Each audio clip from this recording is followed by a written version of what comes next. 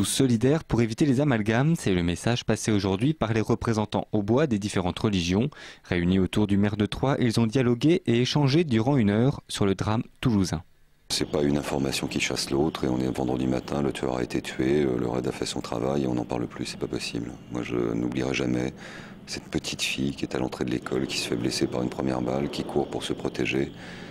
Et ce type fou, avec son casque dans une immense lâcheté, lui tire une balle à bout portant. Je pense à sa famille, je pense à cette petite vie coupée, je pense à ce père, à ce regard avec ses 2 enfants qu'il a essayé de protéger à l'entrée de l'école.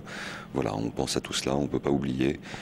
Mais quand on est responsable, on doit aussi tirer les leçons d'un drame comme celui-ci, et c'est notre devoir. Nous devons être solidaires, attentifs, qu'on a des valeurs en partage, qu'elles sont fragiles parce que c'est le principe de la démocratie, qu'on est dans un pays de liberté. Mais qu'il n'y a pas de liberté sans règles et que pour les faire appliquer, il faut qu'elles soient d'abord connues. La communauté juive a quand même été victime d'un acte antisémite très fort.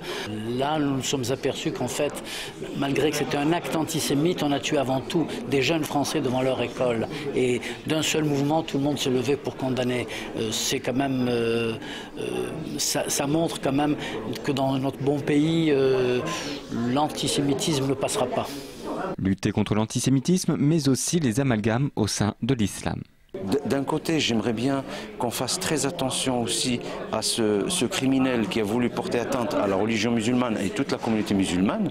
Et de l'autre côté aussi, on fait très attention aussi aux opposants de l'islam, aux gens qui sont contre l'islam, de mettre à l'index cet individu qui est criminel et de dire voilà, est un musulman.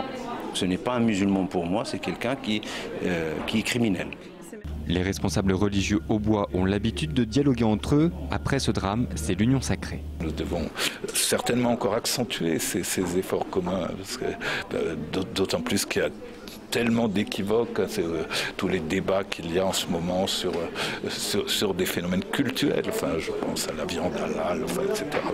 Face à une manifestation, un événement pardon, comme celui-là, on voit bien que non seulement ce sont des faux débats, mais ils risquent d'entretenir des fausses idées. Une cérémonie en hommage aux victimes sera organisée à la synagogue la semaine prochaine et tous les responsables religieux comme les politiques y seront présents.